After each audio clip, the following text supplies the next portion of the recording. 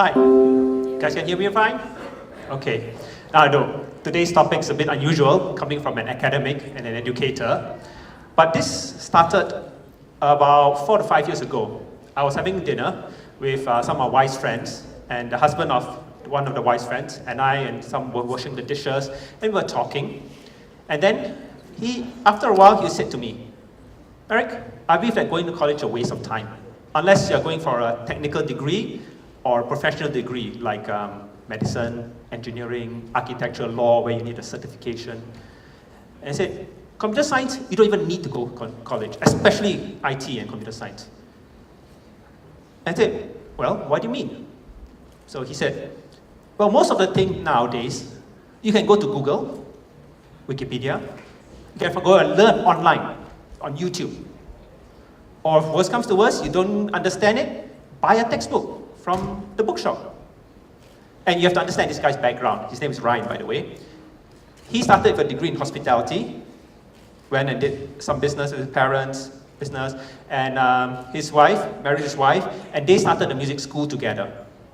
And so he was building up the business and everything.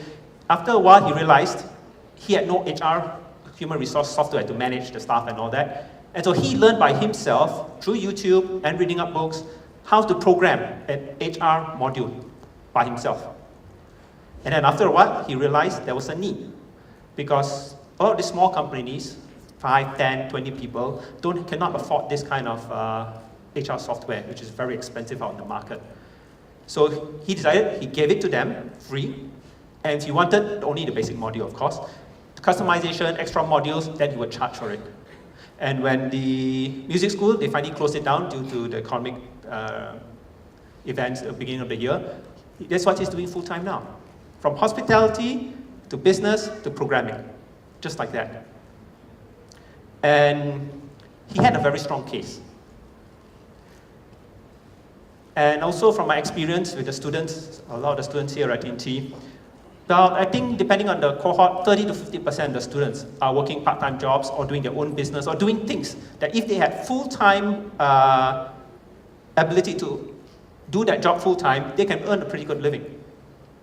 However, I would like to say that my friend was right that you don't really need to go to college, but I agreed to him up to a point, okay, that it's not required. But after reviewing what we did in college and things like that, I think he missed 3 important points. And that before you go tell your parents that your dean or your lecturer tells you you don't need to college and you're going to quit and go do your full-time job right now, and before my boss is right in front of me right now tells me I don't have to come back to work on Monday ever again, allow me to finish my talk, this is where the but comes in. Okay. First thing, these are the 3 points that I believe he missed. Not everyone can pick up things as fast as he does, or like this guy. Yeah, this guy won gold medal at the World Championships by learning how to throw better on YouTube. But not many people can do that. Not anyone can learn the way he does. Online, by himself, pick up the books. And of course, some of you may know about this one. So the thing about medical trainers needing certification, well, if you don't get caught, I think you're fine. But if you get caught, yeah, you're in a lot of trouble. Yeah, I can train yourself to be a dentist. And she was pretty good. She had a long stream of customers until something went wrong. Okay? And 3, I believe you can learn things in college that you will never be able to do online, YouTube, Google, whatever, or even in a textbook. And that's the but for my talk today. I believe there are 4 things here, very important things that college can teach you, outside of the basic thing. The first one, of course, is the cliched soft skills. You've heard about it. But just because it's cliched doesn't mean it's not true. Okay. Soft skills, the usual communication, teamwork, group dynamics, trustworthiness, blah, blah, blah, blah, blah. Strong work ethic, adaptability, blah, blah, blah, blah. You also learn things like time management, people management, and most importantly, which people don't tell you, that you do learn in college,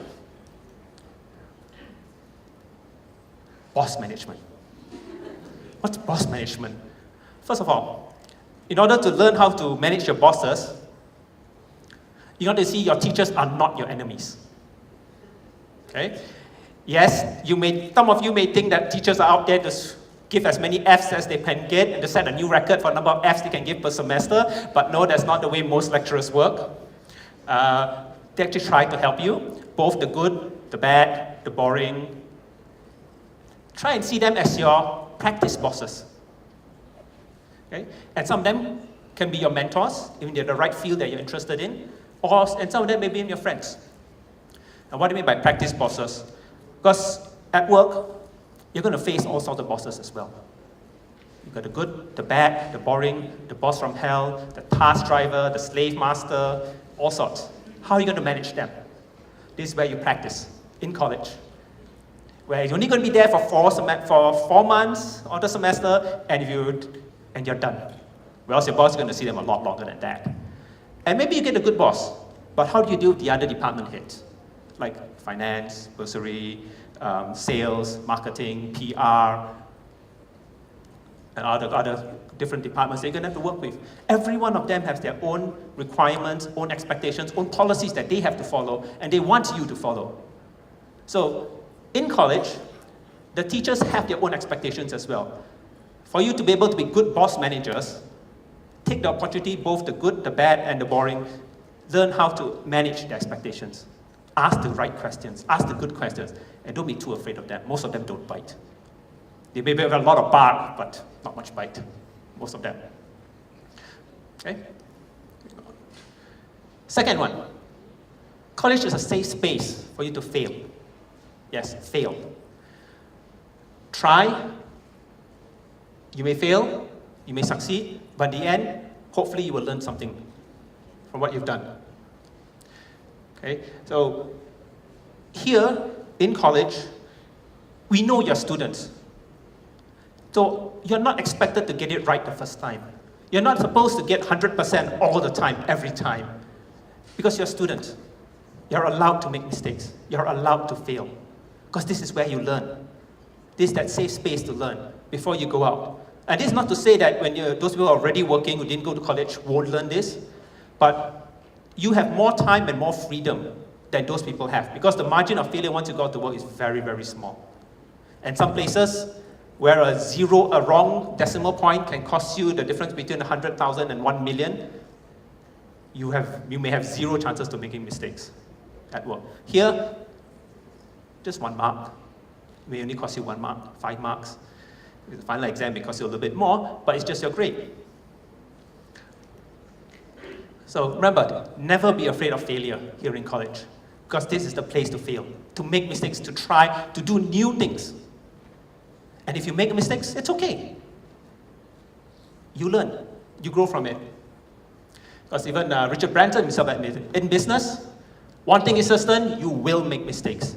Especially when you're pushing boundaries, like he did, innovating, trying new things, you'll make plenty of mistakes. How you react to that mistakes is important. Okay? So it's only a real failure if you don't learn from it. Because most people think from all the TV shows, all the videos, everything, the path to success is just this straight line. But there are people who've done it, and I think the photography guy, Adrian Yap, himself said, he didn't succeed right away. It took him 2 years, 3 years to go around here, make mistakes, learn, and then finally to get where he was. It's a learning process. Okay. Now, why is a safe space to fail? Because if you fail, maybe it's going to cost your grade, may cost a bit of time, a bit of money because you've got to repeat it. But when you go to work, it could cost you your job or your career. So make the most of your opportunity. Join a club and a society, join an event, try doing something you didn't do before. Because this is the best time to do it. Expectations are low, and you've got to, if it doesn't work out well, it's okay. We understand, we've been there. As long as you learn from it, okay? Third thing, college can teach you, self-discovery. Remember the safe space to fail? Because it's a safe space to fail, you've got time to discuss and discover your strengths, your weaknesses, and your limits, your real limits. Push yourself, push further, try something new, Do something different. Find out just how much time it takes for you to do a good presentation. How long it takes for you to get your assignment right. You can only do it last minute so often. How many days can go without sleeping? 3 days? Please don't do that too often, okay? Don't collapse in front of class, that's bad. But once in a while, okay? Once in a while. And how many projects can you take on in 1 week before you reach your limit? Of course, remember your teachers are your practice bosses, mentors, friends. Try not to tear a muscle or get a nervous breakdown. Seek advice. We've been there. We have done that. We have failed before. And we can recognize when you are making the same mistakes we used to make 10, 20 years ago. And we're not trying to tell you to control you or to be your parents. But it's because we see it. Maybe you're doing it different. That's good. But doesn't mean you shouldn't listen either. Yes. Learn to stretch yourself beyond what you think is possible. But make sure the tree can support your weight. Okay. So, safe space for failure. Safe space to discover yourselves. And finally, the most important one. This is where college really comes on its own. This is a place for ideas. This is a place for sharing of ideas. People from different backgrounds, different programs, different majors, different ways of seeing things and doing things. Ideas. To share their ideas. And college and universities are that melting, this bubbling pot of ideas, new ideas, exciting ideas, because you guys have the freedom and the time to think and try out these new ideas in this safe space that you have. To try, to fail, to refine your idea and do it again. Oops, back. And if you've got the right idea, the good idea, these ideas can change the world. And in small, subtle ways, in major ways, and sometimes even in revolutionary ways, these ideas can change. But ideas is one thing. You got to act on your ideas. So use your time in college to put your ideas into practice. Because ideas plus action, that's where the real change happens. I'll give you 3 examples of people whose ideas changed the world. Not in the way you think it is. This one has been recorded many times, but I don't think many of you know about this. You guys know what calligraphy is? Yeah, it's that fancy writing, yeah? This is how being exposed to the idea of calligraphy changed the way Steve Jobs saw computers. And he said, if I never dropped in on that single calligraphy class in Reed College, the Macintosh would never have multiple typefaces of proportionally spaced fonts. This was the first time the first offering of fonts they had. Bit of history lesson here. Do you guys remember, those of you who are around my time, remember WordPerfect, WordStar, Lotus 123? My bosses can remember that. Yes, I'm revealing my age as well. How many fonts did we have when it comes to choosing the fonts? 4 maybe? And then they're all variations of that same font. But when Steve Jobs got exposed to it, he realized, you know what? Maybe it'd be nice to have different fonts, different types. And this small little change, and now we've got hundreds of fonts, thousands. You can download it and find. You can create your own fonts now. Just because of that idea of calligraphy, making things look a little better. Here's another one that's changed the world. You guys know who he is, yeah? You guys know the history of Facebook? Yeah, right, no need to talk about it much. 5 friends, he started in Harvard University, the idea of Facebook. And that has really changed the world, hasn't it? They started revolutions because of that. And finally, here's an extreme case of revolutionary ideas. This is a whole mass of people on top of the stadium, and this is in Indonesia, 1998. They call it Reformasi 1998. That was when President Suharto stepped down after ruling for nearly 30 years in Indonesia. And this was because of students in Indonesia.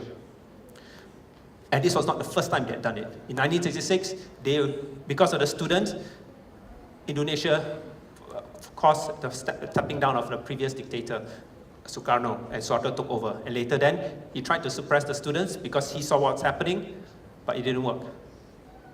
Eventually, the students revolutionary ideas created a change in Indonesia that actually led them to have a change in Indonesia. Now, I understand how sensitive things are, especially in a few weeks' time here in Malaysia. So here's a disclaimer. I'm neither promoting nor condemning any overthrow of any government by any student revolution. This is just a historical fact of extreme example how student ideas can move students to change the world. Moving on. Just in case someone sees this, and you may not see me 2 weeks later. Okay. Now, being the safe space for ideas that you have here in college, how do you get these exposures? This is where the college societies, the talks, especially TEDx. So I'm really glad so many of you took the time out on a Saturday, paid for it too. Normally the talks are free. Coming for a talk like this to get exposed to different ideas. That's where you get the exposure. Try something new. Go to a different talk. Go to a different speaker. Get out of your cliques. Try every semester, if you have a group project, don't work with the same group of people every semester. Work for a different group of people. It may be difficult, it may be challenging, but you may learn a new way of seeing things and doing things which you never have discovered before. Because you need to get exposed to these ideas of how things can be done or should be done. And also prepare you too when you go out to work and you get different ideas, and some people are very, very hard on their ideas, very stubborn on giving up their ideas. You got to learn how to work with that as well. Okay? This is a safe space, and incubator. College works as an incubator for these ideas for you to try again, develop it, refine it, maybe even change. Now, what does this all mean for you? Well, this is your time. This is the safe space. This is the 2 to 4 years that you have, that time and freedom and that space to try out new things, to push yourself, to learn new limits, what you can and cannot do, to discover what your real limits are, not what have been told to you by your previous teachers, previous friends, maybe even your family. Try out to be yourself. Discover something new. And if you've come to a new limit, push it further. Push yourself further to try new things. Dare yourself to come out of the comfort zone. Okay? And who knows what will change. The way you see yourself, like that fish thinking of a shark in the thing. Yeah, why not? Right? Lion, the lion that you can be or will be, that's your goal, that's what you want to be. And most importantly, because I understand some of you have a lot of things you have to balance, work, family, studies, and things like that. You don't have time for activities anymore. Try and make that, maybe not as often, maybe one idea, one new talk, one new project, one new group a year. Try it, just to see where you can go. But most importantly, don't forget to have fun. That's why I like Branson. Take a chance, best way to test yourself, but have fun.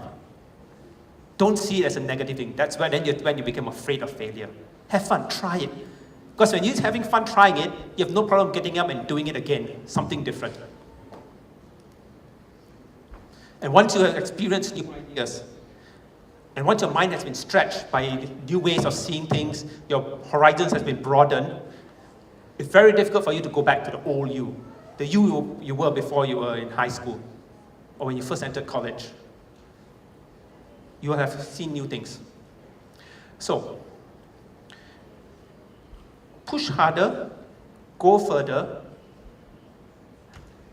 and when that happens, you will come and realize that you will have gone further and higher than you or anyone else could have ever have imagined. And this is the best place to do it in college. The best time. This is not the end yet. This is just the beginning. No, not the beginning of my talk. For you who have been exposed to new ideas, maybe you don't find anything inspiring yet. There's still another 10 more speakers. Or maybe the seed of an idea may have started. Okay? And that will just be the beginning for your idea to slowly take root and grow and develop. And who knows, one of your ideas may start to change the world. And I know one of the upcoming speakers, his idea of safe water filters, easy to maintain, is going to change the way things are going to happen in East Malaysia. All because of an idea that he started here in college. Push yourselves. And who knows, you may find yourself the next TED speaker, yeah? Never expected that, right? Good. So let this be the beginning of it. Thank you very much for your time and listening.